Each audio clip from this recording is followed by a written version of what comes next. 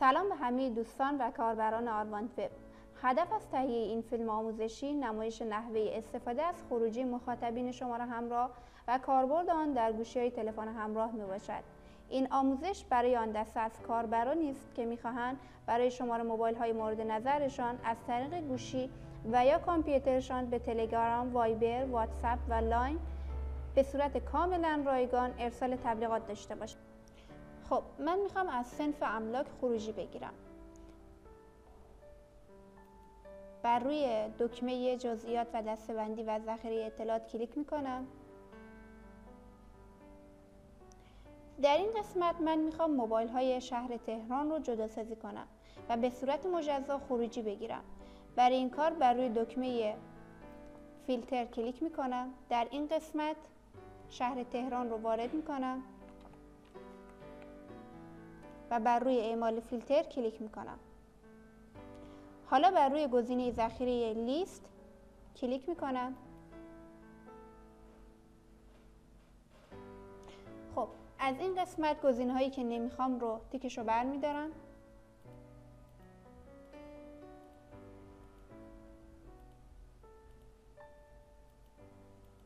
فرمت خروجی رو مخاطبین تلفن همراه انتخاب میکنم.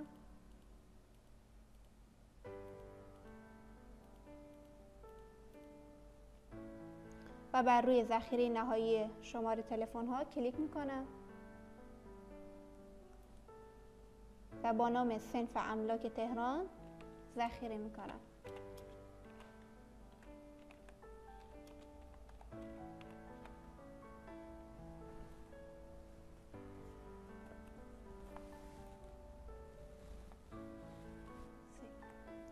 خب حالا میخوام فایل رو که ذخیره کردم داخل گوشیم بذارم.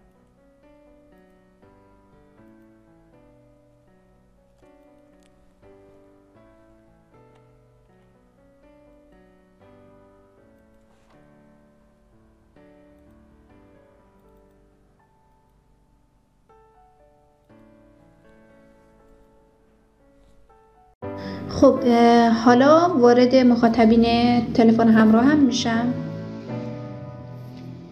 از قسمت بالا بر روی تنظیمات و ورود و صدور مخاطبین، وارد کردن از محل ذخیره دستگاه،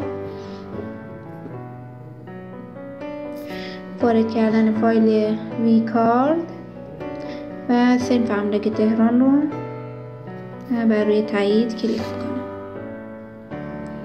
خب میبینید که الان تمامی مخاطبین داخل گوشیتون اومد.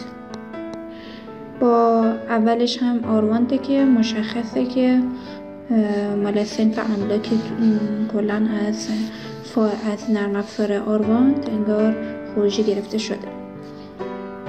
خب حالا میخوام این مخاطبین رو از طریق لاین میخوام و یا تلگرام و یا واتساپ میخوام برای مخاطبینی که وارد کردم ارسال پیام تبلیغاتی داشته باشم. خب وارد لاین که بشیم قسمت مخاطبینش میبینید که انگار شمارهایی که اد کردم داخل مخاطبین لاینم اومده. اگر هم وارد واتساپ هم بشیم تو قسمت مخاطبین میبینید که تمامی کسانی که وارد کردن شماره هاشون اینجا اومده که به راحتی میتونیم براشون ارسال تبلیغات داشته باشیم. به فرض مثال اینجا یک پیام تبلیغاتی میزنیم و سند میزنیم.